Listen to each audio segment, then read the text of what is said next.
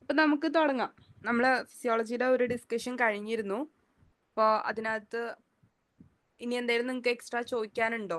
അതായത് ഡൗട്ട്സും കാര്യങ്ങളൊക്കെ ഉണ്ടെങ്കിൽ നമുക്ക് ഡിസ്കഷൻ്റെ ലാസ്റ്റ് ഒരു 10 മിനിറ്റ് 15 മിനിറ്റ് നമുക്ക് ഡിസ്കസ് ചെയ്യാം. അതായത് ആർക്കെങ്കിലും ഡൗട്ടുള്ള ടോപ്പിക്സ് അല്ലെങ്കിൽ ക്വസ്റ്റ്യൻസ് എന്തെങ്കിലും ഉണ്ടെങ്കിൽ നമുക്കപ്പോൾ ഡിസ്കസ് ചെയ്യാം. ഓക്കെ, അപ്പോൾ തുടങ്ങാം. ഫസ്റ്റ് ക്വസ്റ്റ്യൻ ആണ്, എല്ലാവരും ചാറ്റിൽ റെസ്പോണ്ട് ചെയ്യണേ.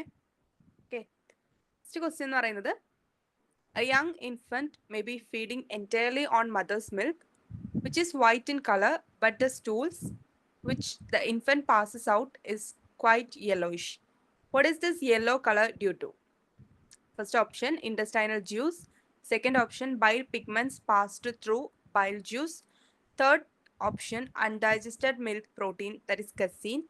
And the fourth one, pancreatic juice poured into duodenum. ഇതിൽ നമുക്കൊരു പോയിന്റ് ഇപ്പോൾ എക്സ്ട്രാ നമ്മൾ പഠിച്ചു. അതായത് മിൽക്ക് പ്രോട്ടീൻ, കെസീൻ എന്ന് പറയുന്നത് മിൽക്കിലുള്ള ഒരു പ്രോട്ടീനാണ്. ഒരു അബണ്ടൻ്റ് ആയിട്ടുള്ള മിൽക്കിൽ, കൗ മിൽക്കിലായാലും ബ്രസ്റ്റ് മിൽക്കിലായാലും അബണ്ടൻ്റ് ആയിട്ടുള്ള ഒരു പ്രോട്ടീനാണ് കെസീൻ എന്ന് പറയുന്നത്. ഓക്കെ, അപ്പോൾ ഏതാണ് ക്വസ്റ്റ്യൻ ആൻസർ വരിക? ഒരു കുട്ടി അമ്മയുടെ പാല് മാത്രമേ കുടിക്കുന്നുള്ളൂ. അപ്പോൾ ആ കുട്ടിയുടെ സ്റ്റൂൾസിന്റെ കളർ എന്ന് പറയുന്നത് വൈറ്റ് ആവണ്ടേ? എന്തുകൊണ്ടാണ് അത് യെല്ലോയിഷ് ആവുന്നത് എന്നാണ് ചോദിച്ചിരിക്കുന്നത്. It is A reason. ഏത് ഓപ്ഷനാണ് വരുന്നതെന്ന് കമന്റ് ചെയ്താൽ മതി.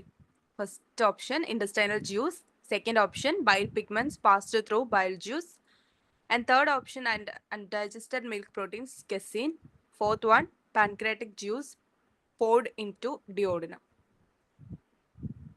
Second option. വേറെ ആർക്കെങ്കിലും ഏതെങ്കിലും ഓപ്ഷൻ ഉണ്ടോ? ചുമ്മാ ഗസ് ചെയ്യേ, കുഴപ്പമില്ലല്ലോ. Okay, second option. ഓക്കെ, നമുക്ക് നോക്കാം. സെക്കൻഡ് ഓപ്ഷൻ ആണ് കറക്റ്റ് ആയിട്ടുള്ളത്. Bile pigments passed through bile juice. എന്താണ് ബൈൽ പിഗ്മെന്റ്സ് അറിയോ? നവീൻ ഒന്ന് പറയോ? കുഴപ്പമില്ലെങ്കിൽ മൈക്ക് ഓൺ ആക്കിയിട്ടൊന്ന്. ബൈൽ പിഗ്മെന്റ് പറയുമ്പോൾ ബില്ലി റൂബിൻ അങ്ങനത്തെ സാധനങ്ങളല്ലേ? ബില്ലി വിരിനൊക്കെ. ആ, ബൈൽ ജ്യൂസ് എന്താണെന്നറിയോ? എന്താണ് അതിന്റെ ഫങ്ഷൻ? ഫാറ്റിനെ എമൾസിഫൈ ചെയ്യാൻ വേണ്ടിയിട്ടും പിന്നെ അതുപോലെ നമ്മുടെ സ്റ്റൊമക്കിൽ നിന്ന് വരുന്ന അസിഡിക് ആയിട്ടുള്ള കൈമിനെ ന്യൂട്രലൈസ് ചെയ്യാൻ വേണ്ടിയിട്ട് ലിവർ പ്രൊഡ്യൂസ് ചെയ്യുന്ന ജ്യൂസ് ആണ് ബൈല്. അതെവിടെ സ്റ്റോർ ചെയ്യുന്നതെന്നറിയോ? അതായത് ബൈൽ ജ്യൂസ് എന്ന് പറഞ്ഞിട്ടുണ്ടെങ്കിൽ ഫാറ്റിന്റെ ഡൈജഷന് വേണ്ടിയിട്ട് ഹെൽപ്പ് ചെയ്യുന്ന, ലിവർ പ്രൊഡ്യൂസ് ചെയ്യുന്ന എൻസൈംസ് ഒക്കെ ഉള്ള ഒരു ജ്യൂസാണ് ബൈൽ ജ്യൂസ് എന്ന് പറയുന്നത്. ലിവർ പ്രൊഡ്യൂസ് ചെയ്ത് കഴിഞ്ഞ് കഴിഞ്ഞാൽ ഇത് ഗോൾ ബ്ലാഡർ എന്ന് പറഞ്ഞിട്ടുള്ള ഓർഗനിൽ സ്റ്റോർ ചെയ്ത് വെക്കും. എപ്പോഴാണോ നമ്മുടെ സ്റ്റൊമക്കിനകത്ത് അല്ലെങ്കിൽ ഇൻഡസ്റ്റൈനകത്ത് ഫാറ്റ് വന്ന് അത് വന്നെന്ന് സെൻസ് ചെയ്യുന്ന, ബോഡി സെൻസ് ചെയ്യുന്നത് എപ്പോഴാണോ, അപ്പോഴാണ് ഗോൾ ബ്ലാഡറിൽ നിന്ന് റിലീസ് ചെയ്യുന്നത്. സോ പ്രൊഡ്യൂസ് ചെയ്യുന്നത് ലിവർ ആണെങ്കിലും സ്റ്റോർ ചെയ്യുന്നത് ഗോൾ ബ്ലാഡറിനകത്താണ്. ആൻഡ് ബൈൽ പിഗ്മെന്റ്സിൽ വരുന്നത്, the stools which the infant passes out is quite yellowish. That's due to bile pigments passed through bile juice, and it contains bilirubin and biliverdin. ഇത് രണ്ടും എന്താന്ന് വെച്ച് കഴിഞ്ഞാൽ, നമ്മുടെ RBC ഉണ്ടല്ലോ, RBCയുടെ ആയുസ് എത്രയാ, ലൈഫ് സ്പാൻ എത്ര RBCയുടെ അറിയോ? ആർക്കെങ്കിലും അറിയുമായിരിക്കും, കമന്റ് ചെയ്താലും മതി. എത്ര ദിവസമാണോ മാസമാണോ? 120 ഡേയ്സ്. ഓക്കെ, അപ്പൊ ഈ 120 ഡേയ്സിന് ശേഷം RBC ഉണ്ടാവുന്നത് ബോൺമാരോയിൽ നിന്നാണ്. അത് കഴിഞ്ഞ് 120 ഡേയ്സ് കഴിഞ്ഞതിന് ശേഷം ഈ RBC നശിക്കുന്നത്, അല്ലെങ്കിൽ ഇവര് ലൈഫ് സ്പാൻ കംപ്ലീറ്റ് ചെയ്ത് പോയി നശിക്കുന്നത് സ്പ്ലീനകത്ത് വെച്ചാണ്. സ്പ്ലീനകത്ത് RBCയുടെ ഡിസ്ട്രക്ഷൻ നടക്കുമ്പോൾ അതിൽ നിന്ന് റിലീസ് ആവുന്ന ബൈ പ്രോഡക്ട്സ് ആണ് ഈ പറഞ്ഞ ബിലി റുബിനും ബിലിബേർഡിനും. ഓക്കെ, ഇതാണ് നമ്മൾ ബൈ പിഗ്മെന്റ്സ് എന്ന് പറയുന്നത്. Obtained by recycling of dead and worn out of RBCs. And this pigments that is typically responsible for imparting the color to the stool. Okay, അതുകൊണ്ടാണ് സ്റ്റൂളിന് colour കിട്ടുന്നത്. So clear ആണെന്ന് വിചാരിക്കുന്നു. അടുത്ത question, second one. A dental disease characterized by molting of teeth is due to the presence of a certain chemical element in drinking water. Which of the following is that element? Option 1, mercury. Option 2, chlorine. Option 3, fluorine. And option 4, ബോർ. മോൾട്ടിങ് of teeth, അതിന് it's a dental disorder and അതിന് കാരണമായിട്ടുള്ള element ഏതാണെന്നാണ് question. Option 3 ആണ് പറഞ്ഞിരിക്കുന്നത്. വേറെ ആർക്കെങ്കിലും? ഓക്കെ, നമുക്ക് നോക്കാം. ടീത്ത് മോൾട്ടിങ് അല്ലെങ്കിൽ മോൾട്ടിങ് ഓഫ് ടീത്ത് എന്ന് പറയുന്ന ഡിസോർഡർ അല്ലെങ്കിൽ ഡിസീസിന് കാരണമായിട്ടുള്ളത് ഓപ്ഷൻ 3 ഫ്ലൂറിൻ ആണ്. ഫ്ലൂറിന്റെ എക്സസീവ് എമൗണ്ട് ആണ് ഈ ഡെന്റൽ ഡിസോർഡർ കോസ് ചെയ്യുന്നത്. ആ അസുഖത്തിന് പറയുന്ന പേരാണ് fluorosis. It is a condition that is caused by excessive fluoride intake that is typically during tooth development, and this leads to the mottling of teeth and which appears as a white spots, streaks or stains on the enamel. Okay, അപ്പോൾ ടീത്തിന്റെ coating ആയിട്ടുള്ള ഇനാമലിന് ഇങ്ങനെയുള്ള white spots, streaks, stains ഇതെല്ലാം appear ചെയ്യുന്ന ആ ഒരു കണ്ടീഷനാണ് നമ്മൾ ഫ്ലൂറോസിസ് എന്ന് പറയുന്നത്. And fluorosis is caused by excessive amount intake of fluorine അല്ലെങ്കിൽ fluoride containing food something. In severe cases it can cause pitting and weakening of teeth. Okay, അപ്പോൾ ഇതാണ്. ഇനി അടുത്ത മൂന്നാമത്തെ ക്വസ്റ്റ്യൻ. നിങ്ങൾ റെസ്പോണ്ട് ചെയ്താലേ നമുക്ക് ഡിസ്കഷൻ എന്ന് പറയാൻ പറ്റുള്ളൂ. ഇല്ലെങ്കിൽ ഞാൻ മാത്രം ഒരു ക്വസ്റ്റ്യൻ ഇങ്ങനെ വായിക്കുന്നു, ആൻസർ പറയുന്നു, അത്ര ഇതായിട്ട് പോകും. ഓക്കെ, നിങ്ങൾ ചോദിക്കും, നിങ്ങൾക്ക് ഡൗട്ട് ഉള്ളതെല്ലാം ചോദിക്കി, നമുക്ക് ക്ലിയർ ചെയ്ത് പോവാം. എനിക്കറിയുന്നതാണെങ്കിൽ ഞാനിപ്പോൾ തന്നെ പറഞ്ഞുതരാം, അല്ലെങ്കിൽ ഞാൻ റെഫർ ചെയ്തിട്ട് പറഞ്ഞുതരാം. ഓക്കെ, അപ്പോൾ റെസ്പോണ്ട് ചെയ്യ്, ചാറ്റിൽ ആൻസർ ഇടാം കേട്ടോ ക്വസ്റ്റ്യൻ വായിക്കുമ്പോൾ. ഓക്കെ, മൂന്നാമത്തെ question. Two friends are eating together on a dining table. One of them suddenly starts coughing while swallowing some food. And this coughing would have been due to improper movement of option 1 diaphragm, option 2 neck, option 3 tongue, and option 4 epiglottis. നമ്മളുടെ food കഴിച്ചുകൊണ്ടിരിക്കുമ്പോൾ വർത്താനം പറയരുതെന്ന് പണ്ടുള്ളവർ പറയും. Okay, അങ്ങനെയാണെങ്കിൽ തരിപ്പ് കയറുന്നു പറയും. Same സാധനം തന്നെയാണ്. എന്തുകൊണ്ടാണ് ഇത് കോസ് ചെയ്യുന്നത്? എന്തിന്റെ ഇംപ്രോപ്പർ മൂവ്മെന്റ് കാരണമാണ് കഫിംഗ് കോസ് ചെയ്യുന്നതെന്നാണ് question. Diaphragm, neck, tongue and epiglottis. Options ചാറ്റിലിട്ടാലും മതി. നിങ്ങൾക്ക് കറക്റ്റ് ആണെന്ന് തോന്നുന്ന ഓപ്ഷൻ ചാറ്റിലിട്ടോ, കുഴപ്പമില്ല. തെറ്റാണെങ്കിലും കുഴപ്പമില്ല, നമുക്ക് ഡിസ്കസ് ചെയ്യാം. എപ്പിഗ്ലോട്ടിസ് അത്യാവശ്യം എല്ലാവർക്കും അറിയാൻ തോന്നുന്നു അല്ലേ? എപ്പിഗ്ലോട്ടിസ് എന്ന് പറഞ്ഞിട്ടുണ്ടെങ്കിൽ നമ്മുടെ ഗ്ലോട്ടിസ്, അതായത് എയർ പാസേജും അതുപോലെ തന്നെ ഫുഡിന്റെ പാസേജും രണ്ടിന്റെയും പൈപ്പ് ഒരുമിച്ച് ഓപ്പൺ ചെയ്യുന്ന ഒരു, അല്ലെങ്കിൽ ഒരു പൈപ്പിൽ നിന്ന് മറ്റൊരു പൈപ്പിലേക്ക് കണക്ഷൻ കൊടുക്കുന്ന ആ ഒരു ഫ്ലാപ്പിനെയാണ് നമ്മൾ എപ്പിഗ്ലോട്ടിസ് എന്ന് പറയുന്നത്. ഗ്ലോട്ടിസ് അതിന്റെ ഓപ്പണിംഗ് ആണ് എപ്പിഗ്ലോട്ടിസ് എന്ന് പറയുന്നത്. And if someone starts coughing while swallowing food, it's likely due to improper movement of the epiglottis, and it's a flap of cartilage. ഒരു കാർട്ടിലേജിന്റെ ഫ്ലാപ്പ്, ഒരു അടപ്പ് പോലെ ഉള്ളതാണ് in throat that prevents food from entering the lungs. അതായത് നമുക്കറിയാം എയറിന്റെ passage വേയും അതുപോലെ തന്നെ ഫുഡിന്റെ പാസേജ് വേയും രണ്ടും കൂടെ കോമൺ ആയിട്ടൊരു ട്യൂബിലേക്കാണ് ഓപ്പൺ ചെയ്യുന്നത്. അപ്പോൾ നമ്മൾ ഫുഡ് കഴിച്ചുകൊണ്ടിരിക്കുമ്പോൾ വർത്താനം പറഞ്ഞു കഴിഞ്ഞാൽ അല്ലെങ്കിൽ ശ്വാസം എടുക്കുമ്പോഴൊക്കെ ഫുഡ് പോയിക്കൊണ്ടിരിക്കുന്ന ആ ഒരു പാത്വേയിൽ എപ്പിഗ്ലോട്ടിസ് അടഞ്ഞിരിക്കുന്നുണ്ടാവും. സോ നമ്മൾ വർത്താനം പറയുമ്പോൾ എപ്പിഗ്ലോട്ടിസ് തുറക്കുകയും അല്ലെങ്കിൽ അതിന്റെ ഇംപ്രോപ്പർ മൂവ്മെന്റ് കാരണം ഫുഡ് തരിപ്പിലേക്ക്, അതായത് മേലത്തെ ലങ്സിന്റെ പാസേജ്, എയറിന്റെ പാസേജ് ഉള്ള ട്യൂബിലേക്ക് മേലേക്ക് കയറാനുള്ള ചാൻസ് ഉണ്ട്. അങ്ങനെയാണ് കഫിങ് വരുന്നത്. ആൻഡ് അത് പ്രിവെന്റ് ചെയ്യുന്നതാണ് എപ്പിഗ്ലോട്ടിസ് എന്ന് പറയുന്നത്. അപ്പോൾ എപ്പിഗ്ലോട്ടിസിന്റെ ഇംപ്രോപ്പർ മൂവ്മെന്റ് കാരണം ഇത് നടക്കും. And when breathing the epiglottis stays open to allow air in to the larynx. Larynx എന്ന് പറയുന്നത് ലങ്സിലേക്ക് വരുന്ന പാത്വേ അല്ലെങ്കിൽ എയർവേ ആണ്. ഫാരിങ്സ് എന്ന് പറയുന്നത് ഫുഡിന്റെ പാസേജ് അല്ലെങ്കിൽ ഫുഡിന്റെ ട്യൂബാണ്. While swallowing, the epiglottis closes to direct food into esophagus, and if the epiglottis doesn't close properly, food can enter respiratory tract and causing a cough. ഇനി other causes of coughing that is also including acid reflux. Acid reflux എന്ന് പറഞ്ഞിട്ടുണ്ടെങ്കിൽ നമ്മൾ സ്റ്റൊമക്കിലുള്ള HCLന്റെ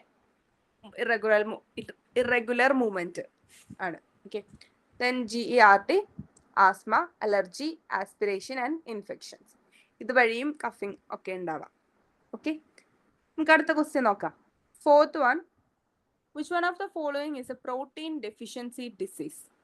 Option 1 ischemia, option 2 cirrhosis, option 3 kwashiorkor, and option D night blindness. ഏതാണ് protein deficiency disease? സ്കിമ, cirrhosis, kwashiorkor and night blindness. Okay, അത്യാവശ്യം എല്ലാവർക്കും അറിയാം അല്ലേ.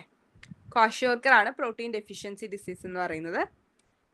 And it is A severe form of malnutrition caused by inadequate protein intake that is leading to symptoms like swollen belly, stunted growth and muscle wasting.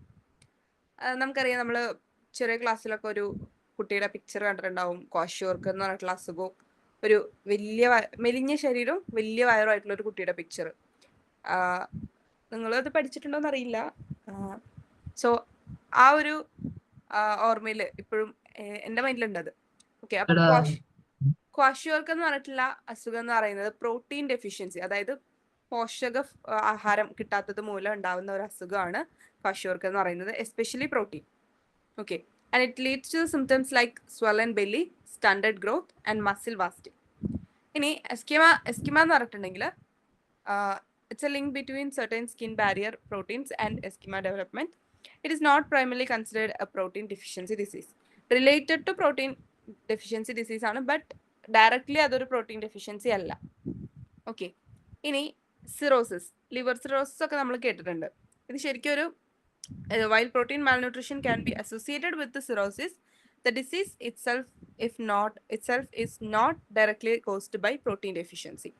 Liver cirrhosis ഒക്കെ നമുക്കറിയാലോ, മദ്യപാനമൊക്കെ മൂലം ഉണ്ടാവുന്നതാണ്. Cirrhosis generally പറയുകയാണെങ്കിൽ protein deficiency, അതായത് cirrhosis വന്ന ആൾക്കാർക്ക് protein deficiency വരും, അല്ലാതെ പ്രോട്ടീൻ ഡെഫിഷ്യൻസി സിറോസിസ് കോസ് ചെയ്യുന്ന അങ്ങനത്തെ ഒരു കണ്ടീഷൻ ഇല്ല. ഓക്കെ, എസ്കിമ അതുപോലെ തന്നെയാണ്. പിന്നെ നൈറ്റ് ബ്ലൈൻഡ്നെസ്, അത് നമുക്കറിയാം, വൈറ്റമിൻ എയുടെ ഡെഫിഷ്യൻസി കൊണ്ട് ഉണ്ടാകുന്ന അസുഖമാണ് night blindness. Okay, question 5. Renin acts on option 1 milk changing casein into calcium paracasinate at 7.2 to 8.2 pH. Option 2 protein in stomach. Option 3 fat in intestine. And option 4 milk changing casein into calcium paracasinate at pH 1 to 3. Renin spelling ശ്രദ്ധിക്കണേ. Renin എന്ന് പറഞ്ഞിട്ടുള്ളത് enzyme ആണോ hormone ആണോ ഇവിടെ ഉദ്ദേശിച്ചിരിക്കുന്നത് ശ്രദ്ധിക്കണം. അവരുടെ function, അവരെവിടെയാണ് ആക്ട് ചെയ്യുന്നതാണ് question. Option 1 milk changing casein into calcium paracaseinate, pH തന്നിട്ടുണ്ട്. Option 2 protein in stomach. Option 3 fat in intestine. And option D milk changing casein into calcium paracaseinate. Rennin എന്ന് പറയുന്ന എൻസൈം ഓർ ഹോർമോൺ അവർ act ചെയ്യുന്നത് എവിടെയാണെന്നാണ് question. നമുക്ക് ഇങ്ങനെ ഒരു question കിട്ടിക്കഴിഞ്ഞാൽ ഇതിൽ 2 ഓപ്ഷൻ ഒരേപോലെ ഉണ്ട് ഇല്ലേ? Milk changing casein into calcium paracaseinate എന്ന് പറഞ്ഞിട്ടുള്ള 2 ഓപ്ഷൻസ് ഉണ്ട്. അതിൽ pH മാത്രമേ നമുക്ക് ഡിഫറെൻ്റ് ആയിട്ട് അവർ തന്നിട്ടുള്ളൂ. അപ്പം എന്തായാലും നിങ്ങൾക്ക് ഉറപ്പിക്കാം ഉത്തരം ഇതിൽ 2 ഏതെങ്കിലും ആയിരിക്കും. ഓക്കെ, 99% ചാൻസ് ഇതിൽ 2 ഒരു ഉത്തരവാനാണ്. പിന്നെ ബാക്കി 1% നമുക്ക് പറയാൻ പറ്റത്തില്ല, ചിലപ്പോൾ അവർ ബുദ്ധിക്ക് കളിക്കും. അപ്പം നമുക്ക് ആൻസർ വരുന്നത് ഓപ്ഷൻ 4 ആണ്. Milk changing casein into calcium paracaseinate at 1 to 3 pH. Okay, ഇനി ശ്രദ്ധിക്കേണ്ട കാര്യം എന്ന് പറയുന്നത് റെനിൻ എന്ന് പറയുമ്പോൾ 2 N ഉണ്ടെങ്കിൽ, 2 N എന്നുണ്ടെങ്കിൽ it's an enzyme. Versus renin എന്ന് പറയുന്ന ഒരു N മാത്രമേ ഉള്ളൂ എന്നുണ്ടെങ്കിൽ ഇറ്റ്സ് എ ഹോർമോൺ. ഇത് രണ്ടും ഡിഫറെൻ്റ് ആണ്. ഞാനിത് ക്ലാസ്സിൽ പറഞ്ഞിട്ടുണ്ടാവും, കേൾക്കാത്തവർക്ക് വേണ്ടിയിട്ടാണ്. റെനിൻ എന്ന് പറയുന്നത് എൻസൈമും, ഒരു ഡബിൾ N ഉണ്ടെങ്കിൽ എൻസൈമും, ഒരു N ഉള്ളതെന്നുണ്ടെങ്കിൽ ഇറ്റ്സ് എ ഹോർമോണും ആണ്. And it is produced by the gastric gland. Renin എന്ന് പറഞ്ഞിട്ടുള്ള ഹോർമോൺ പ്രൊഡ്യൂസ് ചെയ്യുന്നത് കിഡ്നിയിലാണ്. ഓക്കെ, അപ്പോൾ 2 N ഉള്ളത് ഡൈജഷന് വേണ്ടിയിട്ട് ഹെൽപ്പ് ചെയ്യുന്നതാണ്. മിൽക്കിൻ്റെയും അല്ലാത്തതായിട്ടുള്ള ഫുഡിൻ്റെ ഡൈജഷന് വേണ്ടി ഹെൽപ്പ് ചെയ്യുന്നതാണ് ഡബിൾ N ഉള്ള റെനിൻ. ഒരു N ഉള്ളതെന്നുണ്ടെങ്കിൽ it's a hormone that is produced by kidney. നമ്മൾ റെനിൻ, ആൻജിയോടെൻസിൻ, ആൽഡോസ്റ്റിറോൺ സിസ്റ്റം ഒക്കെ പഠിച്ചിരുന്നു. ഓക്കെ, വീഡിയോ കണ്ടിട്ടുണ്ടെങ്കിൽ അറിയാം. അതിനകത്ത് കിഡ്നിയുടെ അകത്ത് ഓസ്മോട്ടിക് റെഗുലേഷൻ അല്ലെങ്കിൽ വാട്ടർ ബാലൻസ് എല്ലാം മെയിൻറ്റെയിൻ ചെയ്യുന്നത് is through renin, angiotensin and aldosterone mechanism വഴിയാണ്. അതിനകത്ത് ലിവർ, ലങ്സ്, ഹാർട്ട് ഇതെല്ലാം പങ്കെടുക്കുന്നുണ്ട്. ഇവരെല്ലാം കൂടെയാണ് നമ്മുടെ ബോഡിയിലുള്ള വാട്ടറിൻ്റെയും ഇലക്ട്രോലൈറ്റ്സിൻ്റെയും എമൗണ്ട് കൺട്രോൾ ചെയ്ത് ഓസ്മോ റെഗുലേഷൻ നടത്തുന്നത്. ഓക്കെ, അപ്പോൾ നിങ്ങളിത് ഓർത്ത് വെക്കുക, റെനിനും ഇറനിനും. നമ്മുടെ ക്വസ്റ്റ്യനിലുള്ള റെനിൻ എന്ന് പറയുന്നത് എൻസൈമാണ് for digesting the milk proteins, and it's an enzyme that converts casein in milk into calcium paracasinate at a pH of 1 to 3, and its process is known as curdling of milk. ഇത് ഇൻഫൻറ്റിലുള്ള, അതായത് കുഞ്ഞുങ്ങൾ പാല് മാത്രമാണല്ലോ കൂടുതൽ കഴിക്കുന്നത്, അപ്പോൾ ആ കുഞ്ഞുങ്ങളിൽ കാണുന്ന അവരുടെ ഗ്യാസ്ട്രിക് ജ്യൂസിൽ കൂടുതലായിട്ട് കാണുന്ന എൻസൈമാണ് റെനിൻ എന്ന് പറയുന്നത്. നമ്മൾ വലുതാവും തോറും ഇതിന്റെ പ്രൊഡക്ഷൻ കുറഞ്ഞു വരും. Okay, renin is found in gastric juice of infants, and it's also known as chymosin. Chymosin എന്നുള്ള പേര് അതിനെ വിളിക്കുന്ന വേറൊരു പേരാണ്. And the commercial form of renin is called rennet. Just കണ്ടപ്പോൾ എടുത്തിട്ടതാണ്. ഇനി എങ്ങാനും നിങ്ങൾക്ക് വൺ വേർഡിൽ ചോദിച്ചു കഴിഞ്ഞാൽ എഴുതാലോ. chymosin എന്നും റെനിനെ വിളിക്കുന്നുണ്ട്. And also commercial form of റെനിനെയാണ് നമ്മൾ റെന്നറ്റ് എന്ന് പറയുന്നത്. And it is used in the production of most ചീസസിന്റെ പ്രൊഡക്ഷന് വേണ്ടിയിട്ട് യൂസ് ചെയ്യുന്ന ഒരു കൊമേഴ്ഷ്യൽ ഫോം ഓഫ് റെനിനാണ് റെന്നറ്റ് എന്ന് പറയുന്നത്. And the process of curdling means has 2 main phases, primary and secondary. Primary ഫേസിനകത്ത് peptides are released from casein. Casein എന്ന് പറയുന്നത് ഒരു പ്രോട്ടീൻ ആണല്ലോ, മിൽക്കിലുള്ള ഒരു പ്രോട്ടീൻ ആണ്. Protein is composed of peptide units. Okay, ഒരു പെപ്റ്റൈഡ് ചെയിൻ ആയിരിക്കും.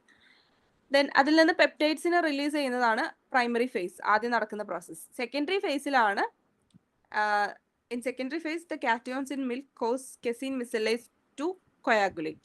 അതായത് നമ്മളിപ്പോ എന്താ ഉണ്ടാക്കുന്നത്, പാലിൽ നിന്ന് നമ്മൾ മറ്റേ എന്താ അതിന് പറയാ, ബട്ടറും ചീസും അല്ലാതെ പനീർ ഉണ്ടാക്കുമ്പോൾ അതിങ്ങനെ കോയഗുലേറ്റ് ചെയ്ത് വരുന്ന കണ്ടിട്ടില്ലേ, അതായത് സോളിഡ് ആയിട്ടുള്ള ബോൾസ് ആയിട്ട് മാറുന്നത്, ബാക്കി പാലിൽ നിന്ന് വെള്ളം മാത്രം വേറെ സെപ്പറേറ്റ് ആവുന്നത്. അപ്പൊ പനീർ വരുന്നത് എങ്ങനെയാണ്, അതേപോലെ മിസലേസ് ഫോം ചെയ്ത് കോയാഗുലേറ്റ് ചെയ്യുന്ന ഫോമാണ് സെക്കൻഡറി ഫേസിൽ നടക്കുന്നത്. ഓക്കെ, അപ്പൊ റെനിൻ എന്താന്ന് പറഞ്ഞു, ഹോർമോൺ എൻസൈമിന്റെ കാര്യം പറഞ്ഞു. ഇൻഫൻസിലാണ് വരുന്നത്. അത് കഴിഞ്ഞ് വലുതാവും തോറും റെനിന്റെ പ്രൊഡക്ഷൻ കുറഞ്ഞു വരും. ഹോർമോണിന്റെ പ്രൊഡക്ഷൻ അതേപോലെ തന്നെ ഉണ്ടാവും, എൻസൈമിന്റെ പ്രൊഡക്ഷൻ ആണ് കുറഞ്ഞു വരുന്നത്. പിന്നെ commercial form rennet and also അവരുടെ വേറെ പേരാണ് chymosin എന്ന് പറയുന്നത്. ഇത്രയും കാര്യങ്ങൾ ഓർത്ത് വെക്കാം. ഓക്കെ, നമുക്ക് അടുത്ത ക്വസ്റ്റ്യൻ നോക്കാം. 6ാമത്തെ ക്വസ്റ്റ്യൻ. ഈ ഒരു ക്വസ്റ്റ്യൻ ഷുവർ ആയിരിക്കും, അതുകൊണ്ടാണ് ഇത് ഇട്ടത്. which one of the following is the correct matching of a vitamin, its nature and its deficiency disease? Option 1, vitamin A, fat soluble, night blindness. Option 2, vitamin K, fat soluble, beriberi. Option 3, vitamin A, fat soluble, beriberi. And option 4, vitamin K, water soluble, pellagra. ഏതാണ് correct ആയിട്ട് match ചെയ്തിരിക്കുന്നത്? Vitamin അതിന്റെ fat soluble ആണോ water soluble ആണെന്നുള്ള നേച്ചറും പിന്നെ അതിന്റെ deficiency cos ചെയ്യുന്ന ഡിസീസും correct ആയിട്ട് മാച്ച് ചെയ്തിട്ടുള്ളതാണ് ചോദിച്ചിരിക്കുന്നത് ക്വസ്റ്റ്യനിൽ. ഫസ്റ്റ് ഓപ്ഷൻ തന്നെയാണ് വൈറ്റമിൻ എ. അത് ഫാറ്റ് സോലബിൾ ആയിട്ടുള്ള വൈറ്റമിൻ ആണ്. അതിന്റെ ഡെഫിഷ്യൻസി ആണ് നൈറ്റ് ബ്ലൈൻഡ്നെസ് കോസ് ചെയ്യുന്നത്. നമുക്കിനി വൈറ്റമിൻസിനെ 2 കാറ്റഗറി ആയിട്ട് തിരിക്കാം. അതൊക്കെ നമുക്ക് ഇതിൽ പഠിക്കാം. Vitamin A, it's a fat soluble vitamin that is essential for the synthesis of visual pigments, and deficiency of vitamin A it will cause night blindness, or അതിന്റെ വേറെ പേരാണ്, അല്ലെങ്കിൽ നൈറ്റ് ബ്ലൈൻഡ്നെസ്സിനെ വിളിക്കുന്ന പേരാണ് നിക്ടാലോപ്പിയ. ഓർത്ത് വെക്കണേ, നിക്ടാലോപ്പിയ. and which makes it difficult to see in dim light or in the dark. Night blindness, a disease caused by the deficiency of vitamin A. Okay അല്ലേ? ആ പേര് ഓർത്ത് വെക്കണേ, നിക്ടാലോപ്പിയ. 2-3 വട്ടം ഒന്ന് വായിച്ചാൽ മതി, നിക്ടാലോപ്പിയ. ഓക്കെ, ഇനി നമ്മൾ വൈറ്റമിൻ എന്ന് പറയുന്നത് ഫാറ്റ് സോലബിൾ വൈറ്റമിൻ എന്നാന്ന് പറഞ്ഞു. Vitamin A, D, E, K ഇതെല്ലാം ഫാറ്റ് സോലബിൾ ആയിട്ടുള്ള വൈറ്റമിൻസ് ആണ്. ഇവര് ഈസിലി അബ്സോർബ് ചെയ്യും ആൻഡ് ഓൾസോ സ്റ്റോർ ചെയ്ത് വെക്കും, അതായത് ഫാറ്റിന്റെ ഫോമിൽ സ്റ്റോർ ചെയ്ത് വെക്കുകയും ചെയ്യും. സോ അതുകൊണ്ട് നമുക്ക് എല്ലാ ദിവസവും വൈറ്റമിൻ എയുടെ ഫുഡ്, വൈറ്റമിൻ ഡിയുടെ ഫുഡ്, ഇയുടെ ഫുഡ് ഒന്നും കഴിക്കേണ്ട ആവശ്യമില്ല. നമുക്ക് അത്യാവശ്യം നമ്മൾ അധികം കഴിച്ചു കഴിഞ്ഞാൽ അത് ബോഡിയിൽ ആവശ്യത്തിന് എടുത്തിട്ട് ബാക്കിയുള്ളത് സ്റ്റോർ ചെയ്ത് വെച്ചോളും, ആവശ്യം വരുമ്പോൾ എടുക്കാൻ വേണ്ടിയിട്ട്. സോ അതുകൊണ്ട് ഫാറ്റ് സോളുബിൾ വൈറ്റമിൻസ് അങ്ങനെ ഡെയിലി ബേസിസിൽ കഴിക്കേണ്ട ആവശ്യമില്ല. ഇനി നമുക്ക് ഇവിടെ കൊടുത്തിരിക്കുന്ന വേറെ അസുഖങ്ങളാണ് ബെറിബെറിയും പെലാഗ്രിയും. ബെറിബെറി എന്ന് പറയുന്നത് വൈറ്റമിൻ B1 എന്ന് പറയുന്നത് നമ്മൾ B12 വൈറ്റമിൻ ബിയും സിയും നോക്കുകയാണെങ്കിൽ ബിയുടെ തന്നെ ഒരു 12 ആൾക്കാരുണ്ട്. B1, B2, B3 എന്ന് പറഞ്ഞിട്ട് ഒരു 12 ആൾക്കാരുണ്ട്. തൈമിൻ, റൈബോഫ്ലേവിൻ, നിയാസിനമൈഡ് എന്നൊക്കെ പറഞ്ഞിട്ട് കുറച്ച് ഒരു 6 പേര്.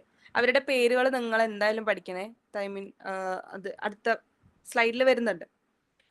സോ വൈറ്റമിൻ B1 ഡെഫിഷ്യൻസി ആണ് ബെറിബെറി കോസ് ചെയ്യുന്നത്. അതിന്റെ സിംറ്റംസ് നോക്കുകയാണെന്നുണ്ടെങ്കിൽ impaired reflexes and sensory motor deficits in the extremities. നമ്മൾ കൈകാലുകളുടെ അവിടെ അധികം മൂവ്മെന്റ് അധികം പോസിബിൾ ആവാത്ത അല്ലെങ്കിൽ ഇറഗുലർ ആയിട്ടുള്ള മൂവ്മെന്റ്സ് ഒക്കെ കാണിക്കുന്ന ആ ഒരു പ്രോസസ്സാണ് വൈറ്റമിൻ B1 ഡെഫിഷ്യൻസി. ഈ വൈറ്റമിൻ B1 അല്ലെങ്കിൽ തൈമിൻ കണ്ടെയ്ൻ ചെയ്യുന്ന ഏറ്റവും നല്ല ഫുഡ് എന്ന് പറയുന്നത് അവിലാണ്. നമ്മൾ മട്ടവിലുണ്ടല്ലോ, ബ്രൗൺ കളറിലുള്ള അവില്.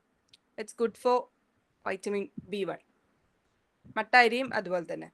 വേറെ അധികം ഫുഡിൽ നിന്ന് നമുക്ക് വൈറ്റമിൻ B1 അധികം കിട്ടില്ല. സോ വൈറ്റമിൻ B3 അതിന്റെ ഡെഫിഷ്യൻസിയാണ് പെലാഗ്ര കോസ് ചെയ്യുന്നത്. ഇതാണ് ഫാറ്റ് സോലുബിൾ ആയിട്ടുള്ളതും അതുപോലെ തന്നെ വാട്ടർ സോലുബിൾ ആയിട്ടുള്ള വൈറ്റമിൻസിന്റെ പേരുകൾ. ഇതെന്തായാലും നിങ്ങൾ പഠിച്ചിരിക്കണം, ഉറപ്പായിട്ടും മസ്റ്റ് ആയിട്ട് അറിഞ്ഞിരിക്കണം. ഇതറിയാതെ നിങ്ങൾ എക്സാമിന് പോകരുത്. എന്തായാലും ഒരു ക്വസ്റ്റ്യൻ ഉണ്ടാവും.